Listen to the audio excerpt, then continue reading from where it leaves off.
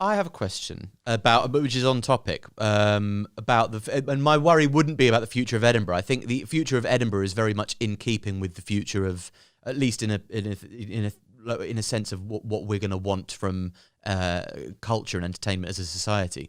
What I worry about the future of is club comedy, and the fact that a lot of the time when TV producers are putting people on the television, they're not acquiring the comedian for the job. They're acquiring the comedian's audience that already exists.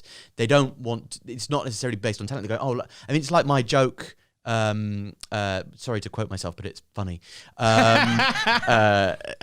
Please follow me on social media. Please do follow me on social media. It's Alfie Brown Comedian at Instagram.com. I don't like the world. I don't promise you anything. Just do it to me as a favour, because that's what the world that we live in. Because producers are going to look at how many followers you've got and go, oh, if we put him on the programme, then his followers might watch the programme. You know, the followers are important. I don't like the world either, but there's no way that Malala was getting into Oxford without all those followers. How did Malala get dragged into that? And she doesn't even play the frog. Yeah, she'll be fucking gutted watching this, won't she? Another drive-by. Fucking hell. Hang on, she wasn't like in a drive-by, was she? She survived being shot in the head for wanting to go to school, yeah. Oh, I didn't mean that.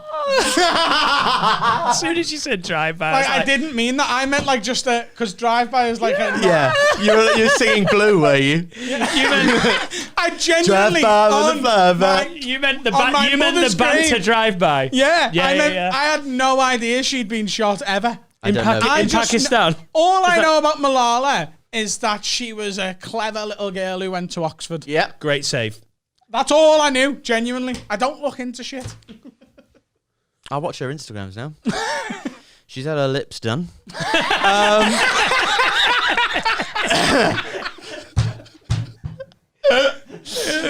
there's an advert with her, and every time I see it, I nudge Jessie and go, she's had her lips done. It's so funny for some reason. I don't know why.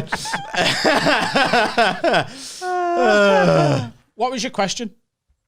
Oh, yeah. So I wonder if comedy clubs go the same way of booking people based on the following that they have, rather than and the actual skill of stand-up and club comedy, in a sense, is less valued in the future. I have speculated. How can that happen? We've talked about it. We've literally. I've speculated on this both publicly and in green rooms and stuff. I've thought for a while that comedy clubs will end up a bit more skewed to the American model of club comedy, which is this weekend at Hot Wheels a Comedy Club is Alfie Brown plus support. Yeah. And it will be, because like, as a lot of our regular listeners will already know, club comedy in the UK, as a general rule, there's the odd bit of money that changes, but in general, certainly at like the Glee clubs, every act's on the same money. Everyone's on 200 quid, 230 quid, something like that. And it doesn't matter what spot you do, you're seen as doing the same job as everyone else, and that's what you get paid.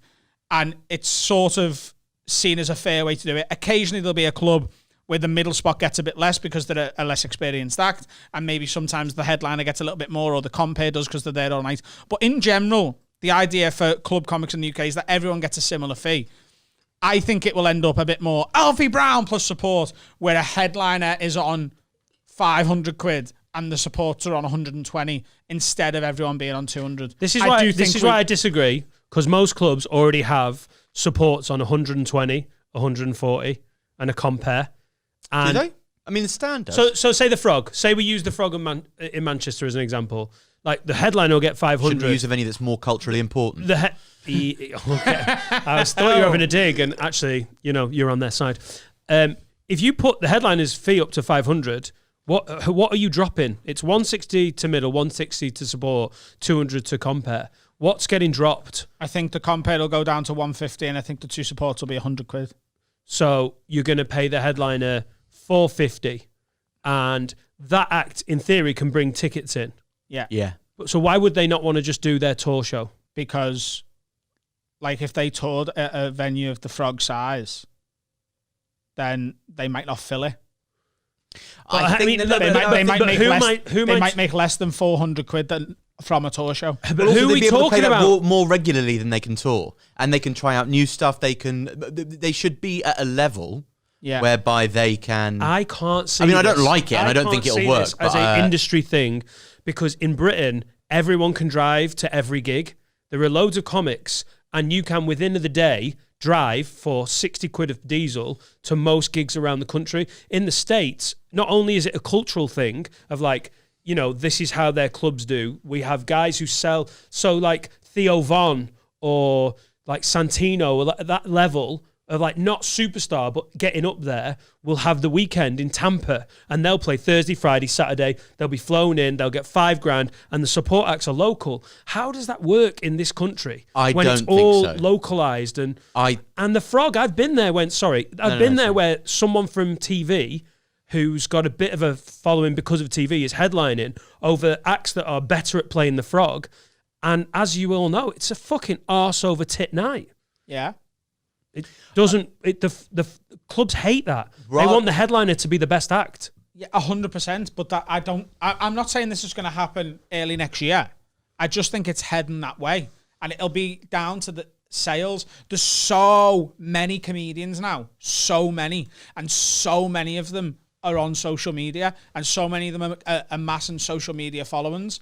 And if clubs don't go that way, then what they're going to have is, there's going to be someone who's this month's TikTok flavour of the month. I actually don't think TikTok's going to translate into ticket sales much, but like people who do a lot of Instagram videos or Facebook or whatever, like Mo Gilligan did and like Paul Smith did, they're the first two that have really gone on to sell massive theatres, and Paul Smith's done a fucking arena in Liverpool.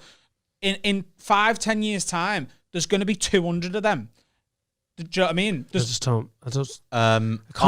can't be 200 Paul Smiths. I don't think they can be, but I also think what I meant when I, like, rather than that model, which seems to be a little bit too much of a, like, it seems that all different countries, like Sydney Comedy School has a completely different system. America, they've got a different system. We've got a different system here, and it all seems a little bit too complex to change the way that we work, because each place has got a system based on, geography and the way in which they work best, which is fine. But I think what I meant more was that rather than, say you've got, 3 acts and a compere on at insert comedy club name, rather than them all being people who have spent the last 10, 15, 20 years honing club skills, learning how to deal with this weekend crowd, you've got people on panel shows on TV now that can't play these gigs, that don't get booked by these comedy clubs. So are comedy clubs going to start booking people because they've done Mock the Week, despite the fact that they might not be as bankable as somebody who isn't on these panel shows, but can play the room? Only if they sell tickets. But have been on Mock the Week. That's the way everything's heading. Kaz been on Mock the Week. Yeah. I suppose these places, and I'm. But if you've been on Mock the Week, you don't necessarily sell tickets. No, there's absolutely. people who've done Mock the Week a handful of times who've got less Twitter followers than Carl. I think if you can sell tickets, like, you want to do your own shows. But I mean, Adam's right. It makes sense. Yeah. But then it also makes sense that it just doesn't happen. Do you know what I mean? Like the theories. I was exaggerating with the 200. Yeah. But let's say there's even 50 or 80 or whatever. A lot of comedians who've amassed a following. And when I'm putting comedians, I'm not saying people who necessarily grace the stand up. What I mean is people who've amassed a following from making silly videos. If comedy clubs are trying to compete with one or two of them being down the road selling 100 tickets at the small theatre, like what's the one in Manchester? But comedy clubs just sell their mailing list, don't they? There's Frog. Only a finite amount of people who are going out to see comedy. And if they're elsewhere going to see these people who've amassed things, comedy clubs will slowly go, where the fuck are our audience going? How do we get them back in? Well, that guy who was down at the Corner House Theatre last week doing his show, maybe in 3 months' time, we need to get him back. And instead of doing him there, we'll just give him 400 quid to close. Problem is, it will not say one of the amazing honed circuit comics who doesn't have a social media following, who like, we could be cunty and pick the name now and say we massively respect them, but they don't sell tickets, and then say Josh Jones, who we had on this couch, in a year and a half starts getting a bit of TV, like Tom Allen has done, and then all of a sudden the Frog are like, we want Josh to close, but actually we've got Andy Askins in the middle because he's willing to work for 120. Yeah, it's a fucking weird night, isn't it? It is. It becomes weird. Yeah, but you're judging it on the fact that the audience at the Frog at the minute are people who don't know anyone on the bill. If you put that bill that way round now, Josh is great, and I love Josh. Oh, I love Josh. But it's an unnatural. You wouldn't necessarily want him to close after Andy Askins has been in the middle because it's just an experience thing. But that's because you're thinking of the Frog as being full of the people who are currently at the Frog. If there's they're not just going to disappear though.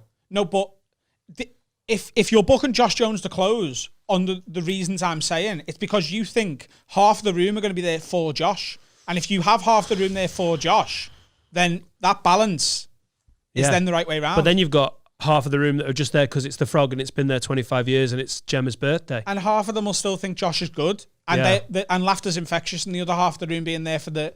If I was Josh, I'd still want to play half the Frog on my own and see if I could build it from there and take the bigger fee. What do you mean? If you sell 100 tickets at the Frog, at 14 quid a head, you're going to make more than 400 quid, 500 quid, aren't you? No. You know?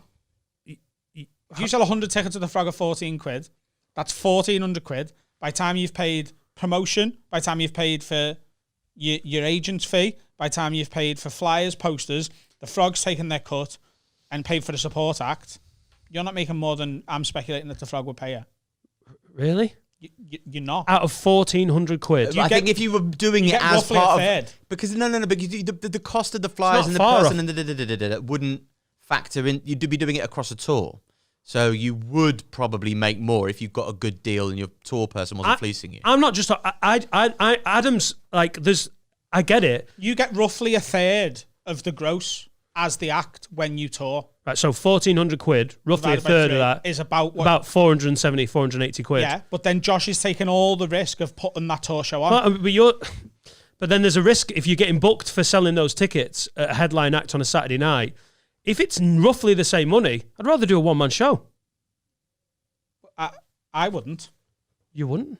Like, if to have a room that all love you, rather than a room that aren't that bothered, they just came because it's Gemma's birthday. I think if you're doing a club, you're doing that like 2 or 3 times a year.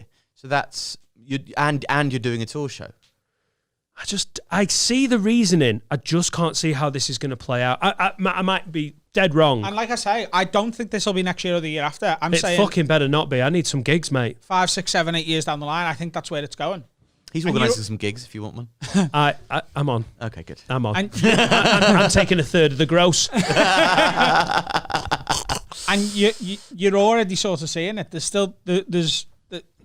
already happening. Listen. The odd gig pops up where people are like, the fee to close is 200, bit more if you can put bums on seats. That's already happening. I could see it happening on Thursdays and Fridays. I think comedy clubs might be like, we can do Saturdays, but I know what you mean. But that's not. And may we honestly be still doing this glorious podcast, HMS Absolute Bullshit, in 8 years when you're like, see, you fucking Will knob. you have me? I'd love it if we were still here in 8 years. Will you have me on for episode 222? Oh, 100%. I would like you on every second month, mate, because you are great. vintage. And that is a hell of a first half. Because he's quality and I love him.